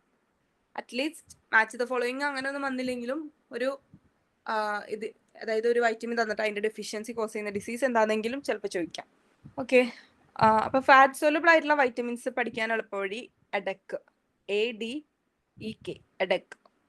Okay, vitamin A, vitamin K, vitamin E and vitamin D. A എന്ന് പറയുന്നത് റെറ്റിനോൾ, കണ്ണിന് വേണ്ടിയിട്ട് ഹെൽപ്പ് ചെയ്യും. വൈറ്റമിൻ കെ എന്ന് പറയുന്നത് ബ്ലഡ് ക്ലോട്ടിംഗ് ഒക്കെയാണ് അതിന്റെ ഫംഗ്ഷൻ വരുന്നത്. വൈറ്റമിൻ ഇ എന്ന് പറയുന്നത് സെൽ റീജനറേഷൻ, ടിഷ്യൂ റീജനറേഷൻ. അതായത് നമ്മൾ ഇപ്പോൾ കൂടുതലും സെൽസ് ഒക്കെ നന്നായിരിക്കാൻ വേണ്ടിയിട്ട് പെട്ടെന്ന് നല്ല എന്താ പറയുക, ഒരു ഐസ് കൂട്ടാൻ അല്ലെങ്കിൽ നമ്മളെ പ്രായം കുറയ്ക്കാനൊക്കെ വേണ്ടി വൈറ്റമിൻ ഇ കഴിക്കുന്നവരുണ്ട്. ശരിക്കും പറഞ്ഞാൽ അവിടെ നടക്കുന്നത് സെൽസ്, പുതിയ സെൽസ് ഇങ്ങനെ റീജനറേറ്റ് ചെയ്ത് ഉണ്ടായിക്കൊണ്ടിരിക്കുകയാണ്. ആക്ച്വലി വൈറ്റമിൻ ഇ കൂടുതലായിട്ട് കഴിക്കുന്നത് it may leads to cancer. Cells ഇങ്ങനെ ഗ്രോത്ത് നടന്നുകൊണ്ടിരുന്നു കഴിഞ്ഞാൽ ഏതെങ്കിലും ഒരു പോയിന്റിൽ വെച്ച് അവർ അബ്നോർമൽ ഗ്രോത്ത് കാണിക്കാൻ തുടങ്ങി കഴിഞ്ഞാൽ it will cause the cancer. So vitamin E അധികം അങ്ങ് കഴിക്കാൻ നിൽക്കണ്ടാരും. ഓക്കെ, ദെൻ വൈറ്റമിൻ ഡി എന്ന് പറയുന്നത് നമുക്കറിയാം, ഇപ്പം അത്യാവശ്യം എല്ലാവർക്കും ഡെഫിഷ്യൻ്റ് ആയിട്ടുള്ള ഒരു കാര്യമാണ് വൈറ്റമിൻ ഡി. കൊളസ്ട്രോളിൽ നിന്ന് ഉള്ള ഒരു ബൈ പ്രൊഡക്റ്റ് പോലെയാണ് അത് ഉണ്ടാക്കുന്നത്. സൺലൈറ്റ് ആവശ്യമാണ് for the activation. Then okay, ഇനി അടുത്തതാണ് water soluble vitamins. Water soluble vitamins എന്ന് പറഞ്ഞു കഴിഞ്ഞാൽ നമ്മൾ ഈ കഴിക്കുന്ന വൈറ്റമിൻ ഡെയിലി ബേസിസ് കഴിക്കണം. കാരണം എന്താ വെച്ച് കഴിഞ്ഞാൽ അത് നമ്മുടെ ബോഡിയിൽ വന്നു കഴിഞ്ഞ് കഴിഞ്ഞാൽ ആവശ്യമുള്ളത് എടുത്തു കഴിഞ്ഞാൽ ബാക്കിയുള്ളതിനെ യൂറിനിൽ കൂടെ റിമൂവ് ചെയ്യും. യൂറിൻ അല്ലെങ്കിൽ വാട്ടർ ഫോമിൽ സ്വെറ്റ് ആയിട്ടോ ആ ഫോമിലൊക്കെ അത് റിമൂവ് ചെയ്യും. സോ മാക്സിമം വൈറ്റമിൻ ബിയും സിയും എല്ലാ ദിവസവും കഴിക്കാൻ നോക്കാം. സോ വൈറ്റമിൻ B1 ആണ് thiamine, B2 riboflavin, B3 niacinamide and B5 pantothenic acid, B6 pyridoxine, B7 biotin and B9 folate, B12 ആണ് cobalamin and C. Vitamin C എന്ന് പറയുന്നത് അസ്കോർബിക് ആസിഡ് ആണ്. Ascorbic acid. ഓക്കെ, അപ്പൊ ഇതൊന്നും എന്തായാലും പഠിക്കണേ. ഇനി അവരുടെ ഡെഫിഷ്യൻസിയും കൊടുത്തിട്ടുണ്ട്. വൈറ്റമിൻ എയുടെ deficiency loss of vision, B1 beriberi, C scurvy. Scurvy എന്ന് പറഞ്ഞിട്ടുണ്ടെങ്കിൽ നമ്മൾ ഗംസ് ബ്ലീഡ് ചെയ്യുക, പല്ല് വയ്ക്കുമ്പോൾ ബ്ലഡ് വരുന്ന അതേ അസുഖം. ബെറിബെറി എന്ന് പറഞ്ഞാൽ മസിൽസ് വീക്കാവുന്ന അസുഖം. വൈറ്റമിൻ ഡി ആണ് റിക്കറ്റ്സ് കോസ് ചെയ്യുന്നത്. നമ്മളുടെ ബോൺസും അതുപോലെ തന്നെ ബാക്കി എല്ല് പല്ല് റീജിയൻസ് എല്ലാം അതിന്റെ ശക്തി കുറഞ്ഞു വരിക, അല്ലെങ്കിൽ ആ ഒരു സ്ട്രെങ്ത് കുറഞ്ഞു വരുന്ന അസുഖമാണ് റിക്കറ്റ്സ്. റിക്കറ്റ്സിയ എന്ന് പറയും. Soft and bent bones. ഇനി calcium, iodine, iron. Calcium for bone and tooth decay, അതില്ലെങ്കിൽ വീക്ക് ബോൺസും ടൂത്ത് ഡിക്കേയും വരും. Iodine iodine deficiency will cause goitre and symptoms are swollen glands in neck. And iron, ഇരുമ്പ്, അയണിന്റെ deficiency cause ചെയ്യുന്നത് anaemia. അത് നമുക്കറിയാം, വീക്ക്നെസ്. ഓക്കെ, അപ്പൊ ഇത്ര ഉള്ളൂ വൈറ്റമിൻ ഡെഫിഷ്യൻസി കാര്യങ്ങളെല്ലാം. ഇതെന്തായാലും പഠിക്കുക. അടുത്ത question, the human skull has 22 bones with dash cranial bones and dash facial bones. Option 1 10 12, option 2 14 8, option 3 12 10 and option D 8 14. Cranial bones എത്രയാണ്, ഫേഷ്യൽ ബോൺസ് എത്രയാണെന്നാണ് ക്വസ്റ്റ്യൻ. 22 ബോൺസിൽ ഏതാണ് ആൻസർ വരും? ഓപ്ഷൻസ് എല്ലാം 22 ആൻസർ കിട്ടുന്നത്. എങ്ങനെയാണ് ക്രാനിയൽ ബോൺസും ഫേഷ്യൽ ബോൺസും ഡിസ്ട്രിബ്യൂട്ട് ചെയ്തിരിക്കുന്നത്? 8, 14. ഇതാണ് human skull has 22 bones with 8 cranial bones and 14 facial bones. And cranial bones form the top part of the skull that protects the brain, with the facial bones make up the structure of the face. Cranial bones പറയുന്നത് frontal, parietal, temporal, occipital, sphenoid and ethmoid bones. അത് രണ്ടും ഇപ്പോൾ parietal 2, temporal 2 അങ്ങനെ calculate ചെയ്ത് കഴിഞ്ഞാൽ cranial bones എന്ന് കിട്ടും.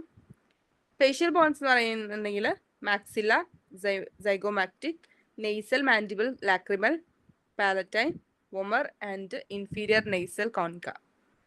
ഇത് നിങ്ങൾ പഠിച്ചില്ലെങ്കിലും ബോൺസിന്റെ എണ്ണം പഠിക്കുക അത്യാവശ്യം.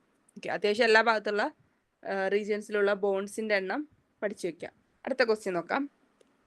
8ാമത്തെ question. Which of the following has ATPase activity? Option 1 actin, option 2 tropomyosin, option 3 head of myosin, and option D troponin. Which of the following has ATPase activity?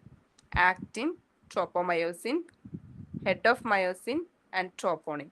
Option 3 ആണ് എല്ലാവരും പറഞ്ഞിരിക്കുന്നത്. Head of myosin ആണ് answer വരുന്നത്. The part of the muscle protein with ATPase activity is the head of myosin.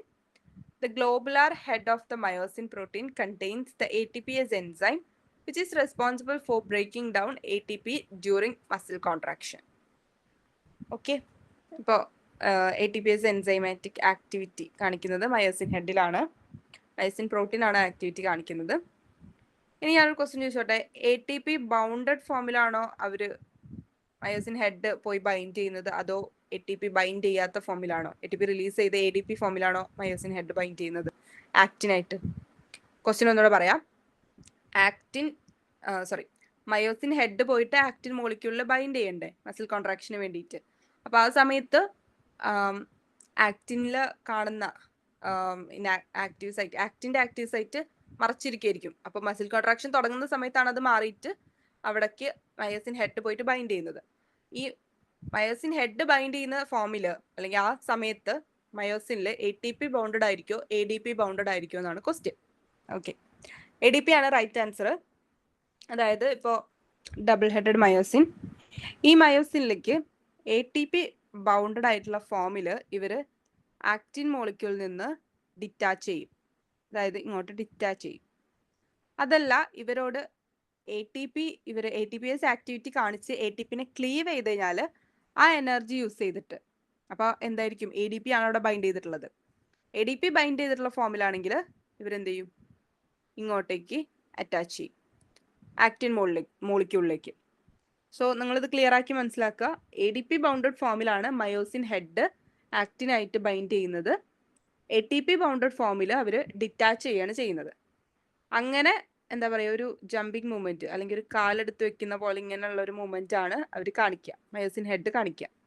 Okay, then the globular head of myosin protein contain ATPase enzyme. അവരാണ് ATP cleave ചെയ്തിട്ട് ADP ഫോമിലാക്കുന്നത്. And actin, tropomyosin and troponin അവരുടെ ബാക്കി component ആണ്. And these are the other components of the muscle filament but do not have ATPase activity. അപ്പോൾ നിങ്ങൾക്ക് ഒരു ഓപ്ഷനും കൂടെ കിട്ടി, അല്ലെങ്കിൽ ഒരു നോട്ടും കൂടെ കിട്ടി. ATPase ആക്ടിവിറ്റി കാണിക്കുന്ന മയോസിൻ ഹെഡ് മാത്രമാണ്. മയോസിൻ ഹെഡിന്റെ ഫംഗ്ഷൻ എന്ന് പറയുന്നത് it will binds to the actin molecule and uses the energy from ATP hydrolysis to move along the actin filament causing muscle contraction. ഞാൻ പറഞ്ഞില്ല, ഒരു ജമ്പിങ് മൂവ്മെന്റ് പോലെ, അതായത് ഇങ്ങോട്ടേക്ക് പിടിച്ചു ആക്റ്റിൻ മോളിക്യൂളിലേക്ക്, ഇവിടെ ആദ്യം പിടിച്ചു, ഇവിടെ പിടിച്ചു, എന്നിട്ട് വീണ്ടും അവർ ഡിറ്റാച്ച് ചെയ്തു. ഡിറ്റാച്ച് ചെയ്ത് കഴിഞ്ഞിട്ട് വീണ്ടും ഒരു കാല് ഫ്രണ്ടിലേക്ക് വെച്ചു, വീണ്ടും അവിടെ നിന്ന് ഡിറ്റാച്ച് ചെയ്തു, വീണ്ടും ഒരു കാല് ഫ്രണ്ടിൽ വെച്ചു. ഈ ഡിറ്റാച്ച് ചെയ്യുന്ന ടൈം എന്ന് പറയുന്നത് ATP ബൗണ്ടഡ് ഫോമിലാണ്. ഡിറ്റാച്ച് ചെയ്ത് ATPase ആക്ടിവിറ്റി കഴിഞ്ഞ് ആ ATPയിൽ നിന്ന് കിട്ടുന്ന എനർജി യൂസ് ചെയ്തിട്ട് വീണ്ടും പോയി അറ്റാച്ച് ചെയ്യും. ഇങ്ങനെയാണ് വരുന്നത്. ഓക്കെ, അടുത്ത question number 9. Skeletal muscle bundles or fascicles that are held together by a common connective tissue layer that is called option 1 perimysium, option 2 endomysium, Option 3 fascia, and option 4 aponeurosis. Perimysium, endomysium, fascia, aponeurosis. ഫെസിക്കിൾസിനെ held ചെയ്തിട്ടുള്ള common connective tissue ആണ് ചോദിച്ചിരിക്കുന്നത്. Okay, 3 ആണ് വരുന്ന answer അല്ലേ. But option 1 ആണ് answer. ഞാൻ ചോദിച്ചിരിക്കുന്ന ക്വസ്റ്റ്യൻ ഇവിടെ ഞാൻ പിക്ചർ വെച്ചിട്ടില്ല. ഓക്കെ, ചോദിച്ചിരിക്കുന്ന ക്വസ്റ്റ്യൻ ഇതാണ്. ഫെസിക്കിൾസ് ഉണ്ടല്ലോ, അതായത് ഈച്ച് മസിൽ ബണ്ടിൽസ്, അതിൽ ഓരോ ഫെസിക്കിൾസിനെയും ഒരുമിച്ച് നിർത്തുന്ന കോമൺ കണക്റ്റീവ് ടിഷ്യൂ ആണ് ചോദിച്ചിരിക്കുന്നത്. That is പെരിമൈസിയം. പെരിമൈസിയത്തിനകത്ത് കാണുന്ന ഓരോ ഫെസിക്കിൾസിനെ റാപ്പ് ചെയ്തിരിക്കുന്നതാണ് എൻഡോമൈസിയം. ഓക്കെ, മനസ്സിലായോ? പെരിമൈസിയം എന്ന് പറയുന്നത് ഫെസിക്കിൾസിനെല്ലാം കണക്ട് ചെയ്തിരിക്കുന്ന ഒരു 5-6 ഫെസിക്കിൾസിനെ ഒരുമിച്ച് വെച്ചിരിക്കുന്നതാണ്. ഓരോ മസിൽ ഫൈബ്രിൽസ് ആണ്. ഇതിനെല്ലാം കൂടെ കണക്ട് ചെയ്തിരിക്കുന്ന ഈ റീജിയൻ, അതായത് ഈ 2 റീജിയനെ പറയുന്ന പേരാണ് പെരിമൈസിയം.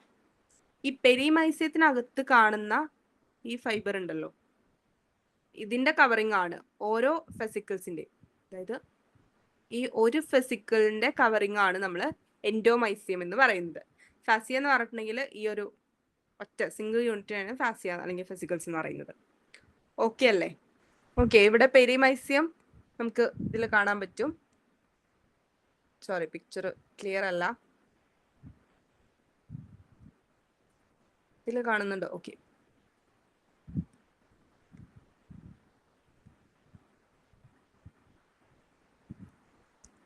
സോ ഇവിടെ നോക്കുകയാണെന്നുണ്ടെങ്കിൽ നമുക്ക് കാണാം ഒരു ടെൻഡൻ, അതിലേക്ക് അറ്റാച്ച് ചെയ്തിരിക്കുന്ന മസിൽ ബണ്ടിൽ. ഈ മസിൽ ബണ്ടില് റാപ്പ് ചെയ്തിരിക്കുന്നതാണ്. മൊത്തം ഒരു മസിൽ ബണ്ടിലിനെ, അതായത് ഒരു മസിലിനെ റാപ്പ് ചെയ്തിരിക്കുന്ന, കംപ്ലീറ്റ് ആയിട്ട് റാപ്പ് ചെയ്തിരിക്കുന്ന പോർഷൻ അല്ലെങ്കിൽ ആ ഒരു കവറിങ്ങിനെയാണ് നമ്മൾ എപ്പിമൈസിയം എന്ന് പറയുന്നത്. അത് കഴിഞ്ഞ് എപ്പിമൈസിയത്തിനുള്ളിൽ കവർ ചെയ്തിരിക്കുന്ന അല്ലെങ്കിൽ അതിനകത്ത് കാണുന്ന ഇൻഡിവിജ്വൽ യൂണിറ്റ്സിനെയാണ് നമ്മൾ ഫെസിക്കിൾസ് എന്ന് പറയുന്നത്. ഓക്കെ, ഇതൊരു ഫെസിക്കിളാണ്, സോറി, ഇതൊരു ഫെസിക്കിളാണ്, ഇതൊരു ഫെസിക്കിളാണ്. നിങ്ങൾക്ക് കാണുന്നുണ്ടെന്ന് വിചാരിക്കുന്നു. ഇതൊരു ഫെസിക്കിള്. അങ്ങനെ അങ്ങനെ ഓരോ ഫെസിക്കിൾസ് നമുക്ക് കാണാൻ പറ്റും. അതിനിടയിൽ ബ്ലഡ് വെസൽസും കാണാൻ പറ്റുന്നുണ്ട്. ഈ മൊത്തം കവറിങ്ങിനെയാണ് നമ്മൾ എപ്പിമൈസിയം എന്ന് പറഞ്ഞത്. ഓരോ ഫെസിക്കിൾസിന്റെ കവറിങ്ങാണ് നമ്മൾ പെരിമൈസിയം എന്ന് പറഞ്ഞത്. ഫെസിക്കിൾസ് ദാറ്റ് ഈസ് റാപ്ഡ് ബൈ പെരിമൈസിയം. ഈ ഫെസിക്കിൾസിനകത്ത് ഓരോ സെൽസ് പോലെ അല്ലെങ്കിൽ ഓരോ മസിൽ സെല്ലുകൾ നമുക്ക് കാണുന്നുണ്ട്. അതാണ് മസിൽ ഫൈബർ. അത് റാപ്പ് ചെയ്തിരിക്കുന്നത് എൻഡോമൈസിയം കൊണ്ടാണ്. അപ്പൊ നോക്കുക, ഏറ്റവും ചെറിയ യൂണിറ്റിനെ റാപ്പ് ചെയ്തിരിക്കുന്ന എൻഡോമൈസിയം, അതിലും വലിയതായിട്ടുള്ള ഫെസിക്കിൾസിനെ റാപ്പ് ചെയ്തിരിക്കുന്നത് പെരിമൈസിയം, അതിലും വലിയ മസിലിനെ റാപ്പ് ചെയ്തിരിക്കുന്നത്, കംപ്ലീറ്റ് ആയിട്ട് റാപ്പ് ചെയ്തിരിക്കുന്നത് എപ്പിമൈസിയം. ഓക്കെ, വേറെ പിക്ചർ നോക്കട്ടെ.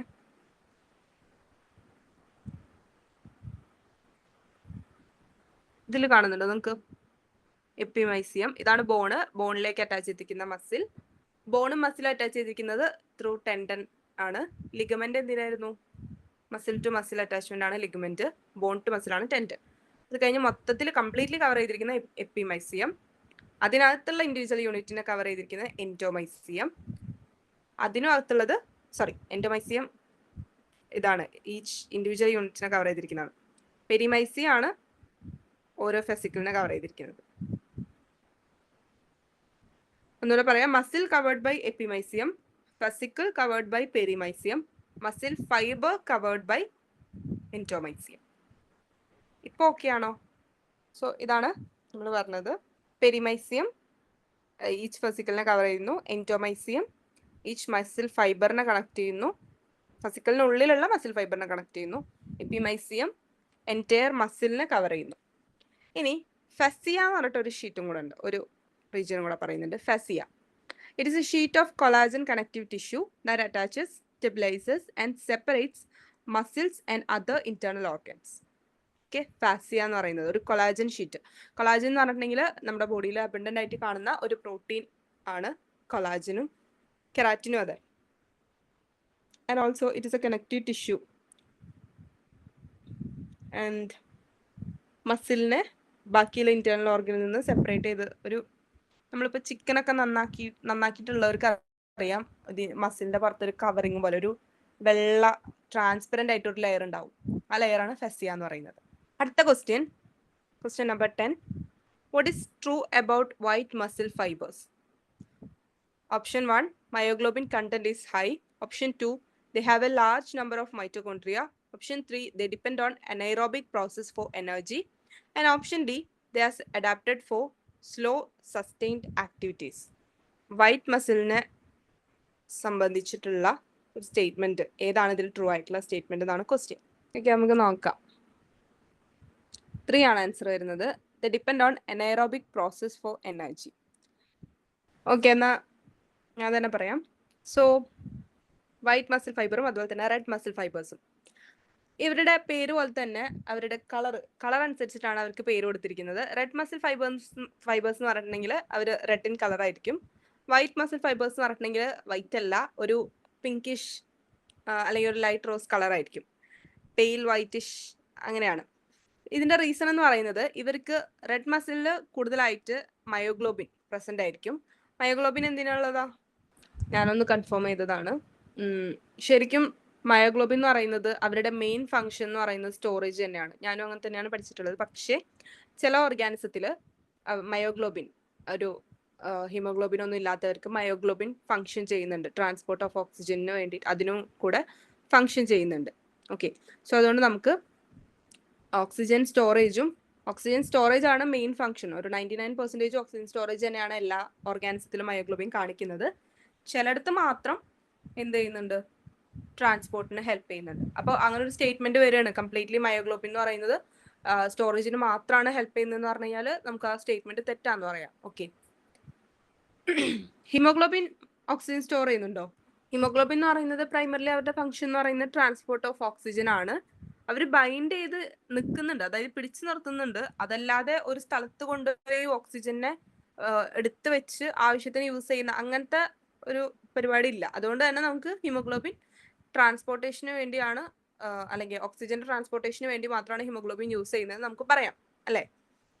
ഓക്കെ, അപ്പൊ നമ്മളിപ്പോ പറഞ്ഞ എന്തായിരുന്നു? മയോഗ്ലോബിൻ അബണ്ടന്റ് ആയിട്ടുള്ളത് റെഡ് മസിലിലും അതുപോലെ തന്നെ വൈറ്റ് മസിലില് മയോഗ്ലോബിൻ ലെസ് ആണ്. ആൻഡ് റെഡ് മസിൽ ഇപ്പോൾ അഞ്ജയ് പറഞ്ഞ പോലെ മൈറ്റോകോൺട്രിയ എന്ന് പറയുന്നത് കൂടുതലായിരിക്കും. അതായത് അഞ്ജയ് പറഞ്ഞല്ലോ, കുറെ വർക്ക് ചെയ്യുന്ന ആൾക്കാർക്ക് അല്ലെങ്കിൽ ഭയങ്കരമായിട്ട് ഹാർഡ് വർക്ക് ചെയ്യുന്ന, ശരീരമൊക്കെ ഇളകി വർക്ക് ചെയ്യുന്ന ആൾക്കാർക്ക് റെഡ് മസിൽസ് കൂടുതലായിരിക്കും. വിച്ച് മീൻസ് അവർക്ക് മോർ എനർജി ആവശ്യമാണ്. സോ ഏറ്റവും കൂടുതൽ ബോഡിയിൽ എനർജി പ്രൊഡ്യൂസ് ചെയ്യുന്നത് നമ്മളുടെ power house of cell mitochondria തന്നെയാണ്. അപ്പൊ മൈറ്റോകോൺട്രിയയുടെ നമ്പർ റെഡ് മസിൽ ഫൈബേഴ്സിൽ കൂടുതലായിരിക്കും compared to white muscle fibres. And also they have less sarcoplasmic reticulum. Sarcoplasmic reticulum എന്ന് പറഞ്ഞിട്ടുണ്ടെങ്കിൽ നമ്മുടെ എൻഡോപ്ലാസ്മിക് റെറ്റിക്കുലം ഉണ്ടല്ലോ, അത് മസിലിൽ വരുമ്പോൾ അതിനെ വിളിക്കുന്ന പേരാണ് സാർക്കോപ്ലാസ്മിക് റെറ്റിക്കുലം എന്ന് പറയുന്നത്. അത് നമ്പർ കുറവായിരിക്കും റെഡ് മസിലിൽ. ആൻഡ് വൈറ്റ് മസിൽ ഫൈബേഴ്സിൽ നോക്കുകയാണെന്നുണ്ടെങ്കിൽ മൈറ്റോകോൺട്രിയ കുറവും സാർക്കോപ്ലാസ്മിക് റെറ്റിക്കുലം കൂടുതലും ആയിരിക്കും. ആൻഡ് റെഡ് മസിൽ ഫൈബേഴ്സിനെ നോക്കുകയാണെന്നുണ്ടെങ്കിൽ they depend on aerobic process for energy. And white muscle ഫൈബേഴ്സിലാണെങ്കിൽ they depend on anaerobic process for energy. Okay, ഈ വൈറ്റ് മസിൽ ഫൈബേഴ്സിൽ ലാക്റ്റിക് ആസിഡ് സെക്കൻഡറി മെറ്റബോളിസം അല്ല, ethanol fermentation, lactic acid fermentation എന്ന് പറഞ്ഞിട്ടുള്ള 2 പ്രോസസ്സുകളാണ് white muscle ഫൈബേഴ്സിൽ കൂടുതലായിട്ട് നടക്കുന്നത്. Okay, and red muscle fibres നോക്കുകയാണെന്നുണ്ടെങ്കിൽ they have slow rate of contraction for long periods. And ഇവർ വൈറ്റ് മസിൽ ഫൈബർ, അതായത് റെഡ് മസിലുള്ള എനർജി പെട്ടെന്ന് യൂസ് ചെയ്യും, പെട്ടെന്ന് ആ റെഡ് മസിൽ എനർജി ഡെഫിഷ്യൻ്റ് ആവും. സോ വൈറ്റ് മസിൽ ഫൈബേഴ്സ് എന്ന് പറഞ്ഞിട്ടുണ്ടെങ്കിൽ they have fast rate of contraction for short periods. And red muscle ഫൈബേഴ്സിന് എക്സാമ്പിൾ ആയിട്ട് extensor muscle of human back, നമ്മൾ ബാക്കിൽ കാണുന്നത്. വൈറ്റ് മസിൽ ഫൈബേഴ്സ് ആണ് ഐബോൾ മസിൽസ്. അതുകൊണ്ട് സിസ്റ്റമൊക്കെ നോക്കിയിരിക്കുമ്പോൾ കുറച്ച് കഴിഞ്ഞാൽ എനിക്ക് കണ്ണൊക്കെ ഒന്ന് റിഫ്രഷ് ആക്കുക. ഓക്കെ, ആൻഡ് വൈറ്റ് മസിൽ ഫൈബേഴ്സിനെ കുറിച്ച് നമ്മൾ പറഞ്ഞു, എനൈറോബിക് പ്രോസസ് ആണ് അവർ എനർജിക്ക് വേണ്ടി യൂസ് ചെയ്യുന്നത്. മയോഗ്ലോബിൻ കണ്ടന്റ് കുറവാണ്, മൈറ്റോകോൺട്രിയ കുറവാണ്. അതുപോലെ തന്നെ they adapt for quick burst of activity, അതായത് പെട്ടെന്നുള്ള ആക്ടിവിറ്റീസിന് വേണ്ടിയിട്ട് യൂസ് ചെയ്യുന്നത് വൈറ്റ് മസിൽ ഫൈബേഴ്സിലുള്ള എനർജിയാണ്. മയോഗ്ലോബിൻ കണ്ടന്റ് കുറവാണ്, മൈറ്റോകോൺട്രിയ കുറവാണ്, ഇതെല്ലാം നമ്മൾ പറഞ്ഞു. Fast twitch fibres, they contract rapidly but fatigue quickly. പെട്ടെന്ന് തന്നെ നമുക്ക് കളയ്ക്കും. അതായത് നമ്മളിപ്പോ ഓടാത്ത ആളുകൾ കുറെ ദൂരം ഓടിക്കഴിഞ്ഞാൽ അല്ലെങ്കിൽ കുറച്ച് ദൂരം ഓടുമ്പോഴത്തേനും കാലൊക്കെ പെട്ടെന്ന് കഴിക്കില്ലേ, അതേപോലെ തന്നെ പെട്ടെന്ന് ഫാറ്റിഗ് ആവും. And also adapted for quick burst നമ്മൾ പറഞ്ഞു. ഇനി അടുത്ത ക്വസ്റ്റ്യൻ ആണ്, emergency contraceptive methods must be employed within option 1 72 hours of ovulation, option 2 72 hours of onset of menstrual flow, option 3 72 hours of unprotected coitus, and option D 72 hours of cessation of menstrual flow. 72 hours of unprotected coitus. Answer അതന്നെയാണ്. Emergency contraceptive measures നമുക്കറിയാം, natural ഉണ്ട്, artificial ഉണ്ട്, surgical methods, അങ്ങനെ കുറേ type contraceptive measures നമ്മൾ പഠിച്ചിട്ടുണ്ട്. And emergency contraceptive methods എന്ന് പറഞ്ഞിട്ടുണ്ടെങ്കിൽ it should be taken within 72 hours of unprotected sex. The sooner you take it, the more effective it is. And it's a pill, അതായത് ഒരു tablet ആണ്. It can prevent pregnancy after unprotected sex or broken condom. It's most effective and take within 24 hours. അതിനുള്ളിൽ എടുക്കുകയാണെന്നുണ്ടെങ്കിൽ 24 hours അത് ഇതാക്കും. And ഇതെന്താ ചെയ്യുന്നത് വെച്ച് കഴിഞ്ഞാൽ, ഇവരെങ്ങനെ വർക്ക് ചെയ്യുന്നത് വെച്ച് കഴിഞ്ഞാൽ, it prevents a fertilised egg from implanting in the uterine wall. ശ്രദ്ധിക്കണം, ചിലപ്പോൾ ക്വസ്റ്റ്യൻ ചോദിക്കാം, അതായത് എങ്ങനെയാണ് ഇത് വർക്ക് ചെയ്യുന്നത്. എഗ്ഗും സ്പേമും തമ്മിലുള്ള ഫെർട്ടിലൈസേഷൻ അല്ലെങ്കിൽ അവരുടെ മീറ്റിംഗ് പ്രിവെന്റ് ചെയ്യുകയല്ല ചെയ്യുന്നത്. ആഫ്റ്റർ അവർ മീറ്റ് ചെയ്ത് അല്ലെങ്കിൽ ഫെർട്ടിലൈസേഷൻ കഴിഞ്ഞതിന് ശേഷം സൈഗോട്ട് ആയിട്ടുണ്ടാവൂലേ, ഈ സൈഗോട്ടിനെ അതല്ലെങ്കിൽ ഫെർട്ടിലൈസ്ഡ് എഗ്ഗിനെ അവർ വന്ന് ഫെലോപ്പിയൻ ട്യൂബിൽ നിന്ന് യൂട്രസിലേക്ക് വന്ന് യൂട്രസിൽ ഇംപ്ലാന്റ് ചെയ്യുന്ന ടൈമിൽ ആ ഇംപ്ലാന്റേഷനെ പ്രിവെന്റ് ചെയ്യും. അതായത് യൂട്രസിനെ ഇംപ്ലാന്റേഷന് പറ്റാത്ത രീതിയിലാക്കും. Okay, it's taken orally as a single dose of progesterone or a combination of progesterone and estrogen. Okay, progesterone tablet ആണ് കൂടുതലും ഈ എന്താ പറയാ എമർജൻസി കോൺട്രസെപ്റ്റീവ് പിൽസ് ആയിട്ട് യൂസ് ചെയ്യുന്നത്. അടുത്ത question, oxytocin helps in option 1 ovulation, option 2 lactation but not child birth, option 3 child birth but not lactation, option 4 lactation and child birth both. Oxytocin എന്ന് പറഞ്ഞിട്ടുള്ള ഹോർമോൺ എന്തിനാണ് ഹെൽപ്പ് ചെയ്യുന്നത്? Lactation and child birth both. Oxytocin എന്ന് പറഞ്ഞിട്ടുണ്ടെങ്കിൽ natural hormone that stimulates the uterine contractions in childbirth and also lactation after childbirth. അപ്പോൾ oxytocin ഒരു human ബോഡിയിൽ എപ്പോഴാണ് പ്രൊഡ്യൂസ് ചെയ്യുന്നതെന്ന് ചോദിച്ചിട്ടുണ്ടെങ്കിൽ, അതായത് ഫീമെയിൽ ബോഡിയിൽ പ്രൊഡ്യൂസ് ചെയ്യുന്നത് during the time of child birth ആണ്. അതായത് ഇപ്പോൾ ഒരു 8-ാം മാസം 9-ാം മാസമൊക്കെ ആവുന്ന ടൈമിൽ ഇതിന്റെ പ്രൊഡക്ഷൻ ചെറുതായി തുടങ്ങും. ചൈൽഡ് ബർത്തിന്റെ സമയത്ത് യൂട്രൈൻ കോൺട്രാക്ഷനെ സ്റ്റിമുലേറ്റ് ചെയ്യാൻ വേണ്ടിയിട്ട് ഓക്സിറ്റോസിൻ കൂടുതലായിട്ട് പ്രൊമോട്ട് ചെയ്യും, സ്റ്റിമുലേഷൻ നടക്കും അല്ലെങ്കിൽ പ്രൊഡക്ഷൻ നടക്കും. അത് കഴിഞ്ഞ് ലാക്ടേഷന്റെ സമയത്തും ഓക്സിറ്റോസിൻ കൂടുതലായിട്ട് പ്രൊഡ്യൂസ് ചെയ്യും. ഈ ഓക്സിറ്റോസിന് വേറൊരു പേരുണ്ട്, അറിയോ? Love hormone. അതായത് ഈ ലോകത്ത് ഏറ്റവും കൂടുതൽ കണക്ഷൻ അല്ലെങ്കിൽ ഏറ്റവും കൂടുതൽ ബന്ധം, സെൽഫിഷ് അല്ലാത്തൊരു ബന്ധം എന്ന് പറയുന്നത് അമ്മയും കുഞ്ഞും തമ്മിലുള്ള ബന്ധം എന്ന് പറയും. സോ അങ്ങനെ വരുന്നത് എന്തുകൊണ്ടാണെന്ന് വെച്ച് കഴിഞ്ഞാൽ, അച്ഛന് പോലും അങ്ങനത്തെ ഒരു ബന്ധം കുഞ്ഞിനോട് ഇല്ലാത്തതിന്റെ കാരണം അമ്മയും കുഞ്ഞും തമ്മിൽ ഈ ഒരു ഓക്സിറ്റോസിന്റെ ഒരു റിലേഷൻ കാരണമാണ്. അതായത് ഈ ഹോർമോൺ എന്ന് പറയുന്നത് ബ്രെയിനിൽ അമ്മയുടെയും കുഞ്ഞിനെ പാല് കൊടുക്കുന്ന സമയത്ത് രണ്ടുപേരുടെയും ഇന്റിമസി കൂട്ടാൻ വേണ്ടിയിട്ട് ഹെൽപ്പ് ചെയ്യും. അതുകൊണ്ട് തന്നെയാണ് ലവ് ഹോർമോൺ എന്ന് പറയുന്നത്.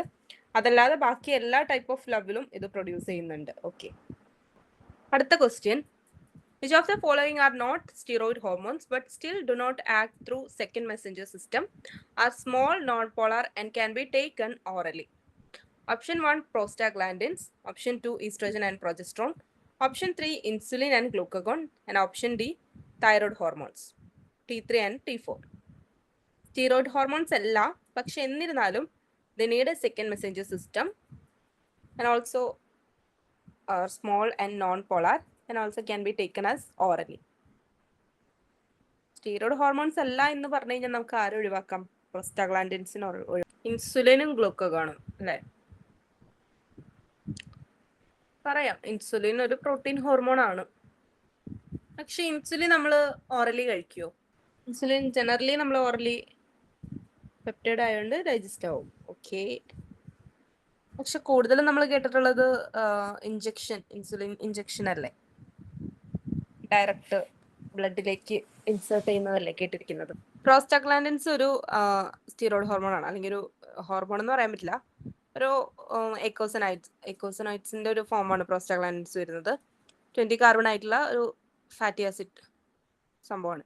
ഈസ്ട്രോജനും പ്രൊജസ്ട്രോണും രണ്ടും സ്റ്റീറോയിഡ് ഹോർമോൺ ആണ്. രണ്ടുപേരും ഉണ്ടാകുന്നത് ആൻഡ്രോജൻസ് അല്ല, സ്റ്റീറോയിഡ് ഹോർമോൺസ് ആണ് അവർ. ഓക്കെ, ഓപ്ഷൻ വരുന്നത് തൈറോയ്ഡ് ഹോർമോൺസ് ആണ്. ഇവിടെ ഒരു കാര്യം കൂടെ പറഞ്ഞിട്ടുണ്ട്, but still do not act through second messenger system. ഇൻസുലിന്റെ സിഗ്നലിംഗ് പഠിച്ചിട്ട്, ഇൻസുലിന്റെ തൈറോയിഡിന്റെ ഒക്കെ സിഗ്നലിംഗ് നിങ്ങൾക്ക് പഠിക്കാനുണ്ടോന്ന് അറിയില്ല, പഠിക്കുന്നുണ്ടെങ്കിൽ ഇത് മനസ്സിലാവും. Thyroid hormones like thyroxine and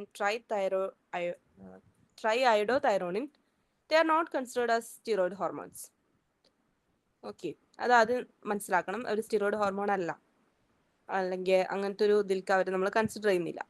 and they directly enter the cell to bind with the intercellular receptors. കാരണം അവരുടെ ഇതിരിക്കുന്നത്, അതായത് അവരുടെ റിസപ്റ്റേഴ്സ് ഇരിക്കുന്നത്, തൈറോയ്ഡ് ഹോർമോൺസിന്റെ റിസപ്റ്റേഴ്സ് ഇരിക്കുന്നത് സെല്ലിനകത്തും ന്യൂക്ലിയസിനകത്തൊക്കെയാണ്. അതുകൊണ്ടാണ് അവർ സെല്ലിനകത്തേക്ക് കടക്കുന്നത്. അപ്പൊ നമ്മൾ വിചാരിക്കും സെല്ലിനകത്തേക്ക് കടക്കുന്ന എല്ലാവരും സ്റ്റീറോയിഡ് ഹോർമോൺസ് ആണെന്ന്. സ്റ്റീറോയിഡ് ഹോർമോൺസ് ഉദ്ദേശിക്കുന്നത് എന്താ? സെൽ മെംബ്രെയിൻ ഉണ്ടല്ലോ, അതായത് ഡബിൾ ലെയർ ആയിട്ടുള്ള സെൽ മെംബ്രെയിൻ, അത് ലിപ്പിഡ് കൊണ്ടാണ് ഉണ്ടാക്കിയിരിക്കുന്നത്. അപ്പൊ ലിപ്പിഡിനായിട്ട് ഇഷ്ടമുള്ള ആൾക്കാർ, അല്ലെങ്കിൽ ലിപ്പോഫിലിക് ആയിട്ടുള്ള മോളിക്യൂൾസിന് മാത്രമേ ഈ മെംബ്രെയിൻ കടന്ന് അകത്തേക്ക് പോകാൻ പറ്റുള്ളൂ. അപ്പൊ അങ്ങനെയുള്ള ആൾക്കാരെ നമ്മൾ സ്റ്റീറോയിഡ് ഹോർമോൺസ് ആയിട്ട് കൺസിഡർ ചെയ്യുന്നത്. പക്ഷെ തൈറോയ്ഡ് ഹോർമോൺസ് ഇതുപോലെ ഉള്ളിലേക്ക് കടക്കും, സെല്ലിനകത്തേക്ക് ലിപ്പിഡ് മെംബ്രെയിനെ ക്രോസ് ചെയ്യും. ഓക്കെ, പക്ഷെ എന്നിരുന്നാലും അവർ എന്തല്ല, സ്റ്റീറോയിഡ് ഹോർമോൺ അല്ല. ഓക്കെ, അവരുടെ സ്ട്രക്ചറിന്റെ പ്രത്യേകത കൊണ്ടാണ് അവർക്ക് സെൽ മെംബ്രെയിൻ ക്രോസ് ചെയ്യാൻ പറ്റുന്നത്. Then they directly enter into the cell to bind with intracellular receptors. സെല്ലിനകത്തുള്ള അവരുടെ റിസപ്റ്റേഴ്സിനായിട്ട് ബൈൻഡ് ചെയ്യാൻ വേണ്ടിയിട്ടാണ് അവർ സെല്ലിനകത്തേക്ക് കടക്കുന്നത്. Meaning they do not use a second messenger system. They are also small non polar molecules that can be taken orally.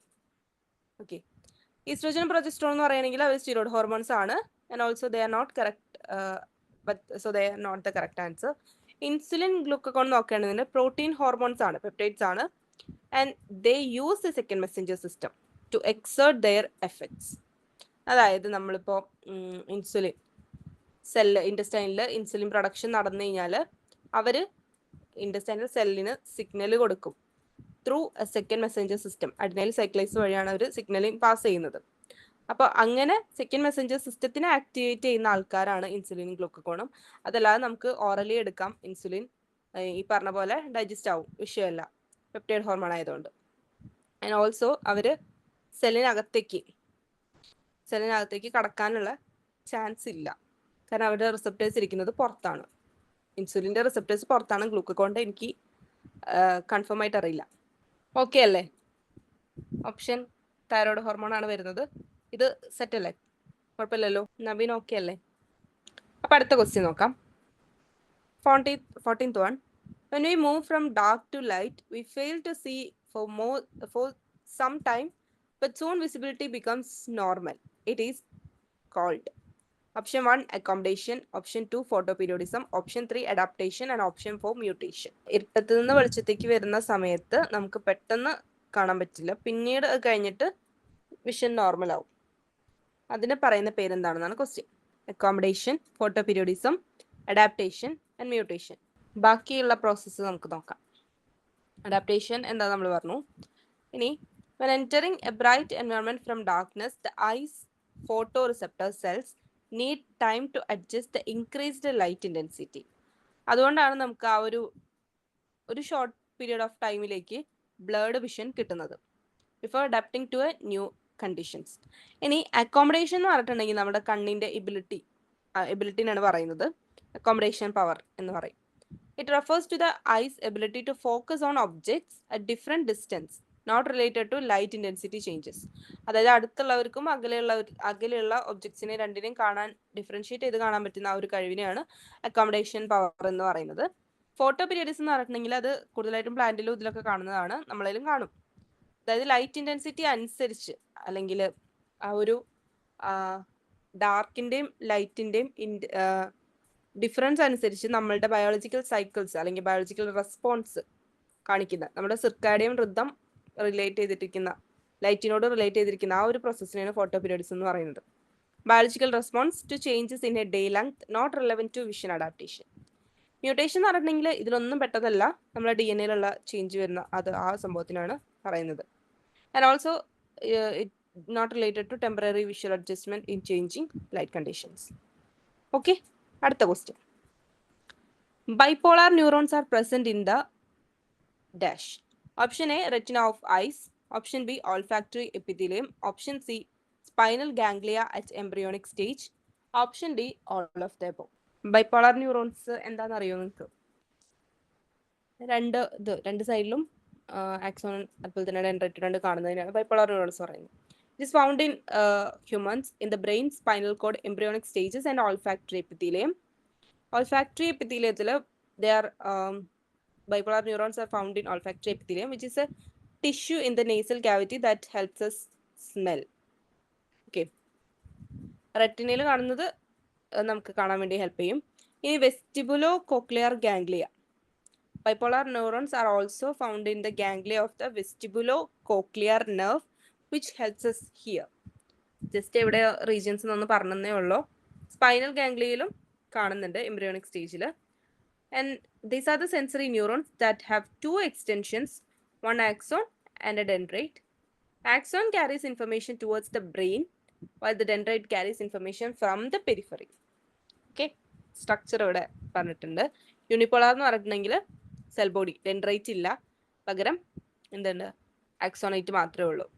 Cell body myelin sheath covered ആയിട്ടുള്ള ഒരു റീജിയണും പിന്നെ ആക്സോണൈറ്റ്. Bipolar neurons എന്ന് പറഞ്ഞിട്ടുണ്ടെങ്കിൽ അവർക്ക് രണ്ട് റീജിയനിലേക്കും എക്സ്റ്റൻഷൻ ഉണ്ട്. ഓക്കെ, സെൻസറി റിസപ്റ്ററും അതുപോലെ തന്നെ അവരുടെ ബ്രാഞ്ചിങ് വരുന്ന റീജിയനും ഉണ്ട്. സ്യൂഡോ യൂണിപോളാർ എന്ന് പറഞ്ഞിട്ടുണ്ടെങ്കിൽ കാണാൻ ഒരു യൂണിപോളാർ സ്ട്രക്ചർ ഒക്കെ ഉണ്ടെങ്കിലും എക്സാക്ട് യൂണിപോളാർ ന്യൂറോൺസ് അല്ല. And also they are not covered by myelin. Sensory receptors കാണുന്നത്, അതായത് സെൻസ് ചെയ്യുന്ന റീജിയൻസിൽ, ഇപ്പൊ സ്കിന്നിന്റെ സൈഡിലും അതുപോലെ തന്നെ ബാക്കി സെൻസറി റീജിയൻസിൽ കാണുന്നതാണ് ഇവർ. മൾട്ടിപോളാർ എന്ന് പറയുമ്പോൾ അതാണ് നമ്മൾ ജനറലി പഠിക്കുന്ന ന്യൂറോൺ, മൾട്ടിപോളാർ. ഡെൻഡ്രൈറ്റ് കാണുന്നുണ്ട്, അതുപോലെ തന്നെ ആക്സോൺ പ്രസന്റ് ആണ്. Unmyelinated nerve fibre is option 1 not enclosed by a Schwann cell and hence not enclosed by a myelin sheath. Option 2 enclosed by a Schwann cell that does not form a myelin sheath. Option 3 not enclosed by a Schwann cell but enclosed by a myelin sheath formed by oligodendrocytes. And option 4 not found in the autonomous and the somatic neural system. എവിടെയാണ് അൺമൈലിനേറ്റഡ് nerve fibre കാണുന്നത്? അൺമൈലിനേറ്റഡ് nerve fibre എന്ന് പറഞ്ഞിട്ടുണ്ടെങ്കിൽ myelin sheath absent ആയിരിക്കും. Myelin sheath എന്തിനാണെന്നറിയാലോ? Protection, അതുപോലെ തന്നെ saltatory conduction. നമ്മളുടെ nerve ഫൈബറിൽ സ്റ്റിമുലസ് വന്നു കഴിഞ്ഞാൽ സിഗ്നൽ പാസ് ചെയ്യുന്നത് ഇങ്ങനെയാണ്. അതായത് ഇവിടെയാണ് ആ സിഗ്നൽ സെൻസ് ചെയ്യുന്നത്. ആദ്യം ഇവിടെ സിഗ്നൽ സെൻസ് ചെയ്യും, അത് കഴിഞ്ഞിട്ട് പിന്നെ ഈ സിഗ്നൽ പാസ് ചെയ്യുന്നത് ഇങ്ങോട്ടായിരിക്കും, പിന്നീട് ഇങ്ങോട്ട്. അങ്ങനെ ഒരു ജമ്പിങ് മൂവ്മെന്റ് ആണ് നമ്മളുടെ സ്റ്റിമുലസ് കാണിക്കുക, സിഗ്നൽ കാണിക്കുക. അങ്ങനെയാണ് ഇവിടെ നിന്നും ഇങ്ങോട്ടേക്ക് ഇമ്പൾസ് ട്രാൻസ്മിഷൻ എന്ന് പറഞ്ഞിട്ടുള്ള ഒരു പ്രോസസ്സ് നടക്കുന്നത്. ക്വസ്റ്റ്യൻ ഇതാണ്, അൺമൈലിനേറ്റഡ് റീജിയൻ എവിടെയാണ് കാണുന്നത്? It is enclosed by a Schwann cell that does not form a myelin sheath. രണ്ടാമത്താണ് ആൻസർ വരിക. ഷ്വാൻ സെൽസും പ്രസന്റ് ആയിരിക്കും, പക്ഷെ മൈലിൻ ഷീത്ത് ആബ്സെന്റ് ആയിരിക്കും. അൺമൈലിനേറ്റഡ് എന്ന് പറഞ്ഞാൽ എന്തായാലും മൈലിൻ ഷീത്ത് ഇല്ലാന്ന് നമുക്കറിയാം, അല്ലെ? An unmyelinated nerve fiber is enclosed by a Schwann cell that does not form myelin sheath, making the option 2 correct answer. ഇനി ഷ്വാൻ സെൽസ് എന്ന് പറഞ്ഞിട്ടുണ്ടെങ്കിൽ നമ്മളുടെ ഒരു ഗ്ലിയൽ സെൽസ് അല്ലെങ്കിൽ ഒരു നെർവ് സെല്ലാണ്. It helps for the production of myelin sheath. Okay, myelin ഷീത്തിനെ produce ചെയ്യാന്നുള്ളതാണ് അവരുടെ function. Then while Schwann cells are present around unmyelinated nerve fibers, they do not wrap tightly enough to create myelin sheath, which is insulating layer found in unmyelinated nerves. Okay, ഇവിടെ ഞാൻ picture എടുത്ത് വെച്ചിട്ടില്ല. ഇപ്പം ഇങ്ങനെ ഈ ഒരു covering ഉണ്ടല്ലോ, ഈ ഒരു കവറിങ് ഒരു ലെയർ ഓഫ് കവറിങ്, അതായത് കുറെ കുഞ്ഞ് ലെയർ ഓഫ് കവറിങ് ആണ് ഇവിടെ ഉള്ളത്. ആ കുഞ്ഞ് ലെയറിൽ ഓരോ ലെയറിനെ പറയുന്നതാണ് ഷ്വാൻ സെൽ എന്ന്. ഓക്കെ, അവരാണ് മൈലിൻ ഷീത്ത് ഫോം ചെയ്യുന്നത്. സോ ഇവിടെ ആൻസർ വരുന്നത് എൻക്ലോസ്ഡ് ബൈ ഷ്വാൻ സെൽ, പക്ഷെ മൈലിൻ ഷീത്ത് ആയിട്ട് ഫോം ചെയ്യുന്നില്ല. They do not wrap tightly enough to create myelin sheath, which is insulating layer found in myelinated nerves. Their association are found in surrounded by Schwann cells.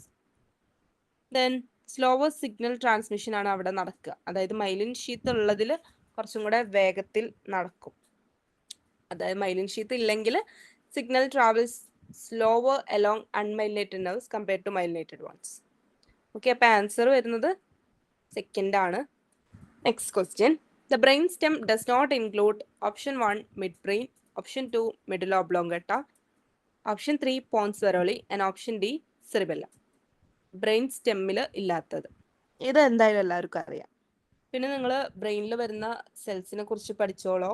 Astrocytes, glial cells, പിന്നെ oligodendrocytes, Schwann cells.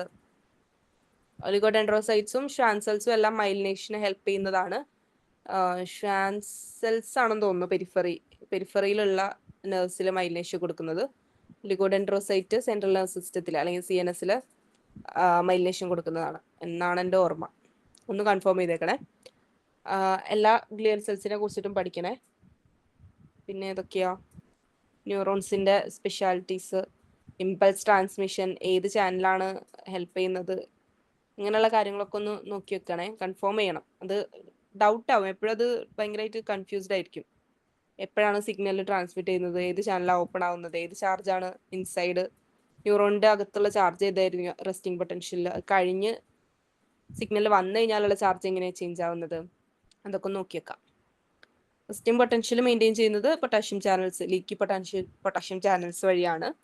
അത് കഴിഞ്ഞ് impulse വന്നു കഴിഞ്ഞാൽ പിന്നെ sodium channels open ആവും. അപ്പോൾ ആദ്യം negative ആയിരിക്കും ഉള്ളിൽ, സോഡിയം ചാനൽസ് ഓപ്പൺ ആവുന്ന സോഡിയം അയോൺസ് പോസിറ്റീവ് ചാർജ് അല്ലേ, അപ്പോൾ അവരകത്തേക്ക് കയറുന്നത് വഴി അകത്ത് പോസിറ്റീവ് ചാർജ് ആവും. അതിന് മുന്നേ പൊട്ടാഷ്യം പുറത്തേക്ക് പോകുന്നത് വഴിയാണ് അകത്ത് നെഗറ്റീവ് ആയിരുന്നത്. അപ്പം അതൊക്കെ ഒന്ന് കൺഫേം ചെയ്ത് വെക്കുക കേട്ടോ. അപ്പോൾ ഇതിൻ്റെ ആൻസർ എങ്ങനെയാ? Brain stem does not include pons വെറോളിയും സെറിബെല്ലും ആണ് ഡൗട്ട് അല്ലേ. ആൻസർ വരുന്നത് സെറിബെല്ലം ആണ്. ഞാൻ ഇതിൻ്റെ സ്ട്രക്ചർ എടുത്ത് വെച്ചിട്ടില്ല, നിങ്ങൾ ഈ സ്ട്രക്ചർ ഒന്ന് നോക്കിക്കോളാം കേട്ടോ. Brain stem does not include the cerebellum. നമുക്കത് സെറിബ്രം വരുന്നത് മുകളിലാണെന്നറിയാം. ഫ്രണ്ടൽ പറൈറ്റൽ റീജിയനിലാണ് സെറിബ്രം വരുന്നത്. അത് കഴിഞ്ഞ് സെറിബെല്ലം താഴത്തേക്കാണ് വരുന്നത്. അതുകൊണ്ടാണ് നിങ്ങൾക്ക് ഡൗട്ടായെന്ന് എനിക്ക് മനസ്സിലായി. ബ്രെയിൻ സ്റ്റെമ്മിൽ വരുന്ന റീജിയൻസ് എന്ന് പറയുന്നത് consist of the mid brain, pons varolii, medulla oblongata, while the cerebellum is a separate part of the brain. Okay, അപ്പോൾ mid brain, pons varolii, medulla ഈ റീജിയൻസ് ആണ് ബ്രെയിൻ സ്റ്റെമ്മിൽ വരുന്നത്. സെറിബെല്ലം ഇല്ല. ഇത്രയും ക്വസ്റ്റ്യൻസ് ആണ് ഇപ്പം ഞാൻ തൽക്കാലം എഴുതിയിട്ടുള്ളൂ. അപ്പം എന്നാൽ നമുക്ക് വൈൻഡപ്പ് ചെയ്താലോ?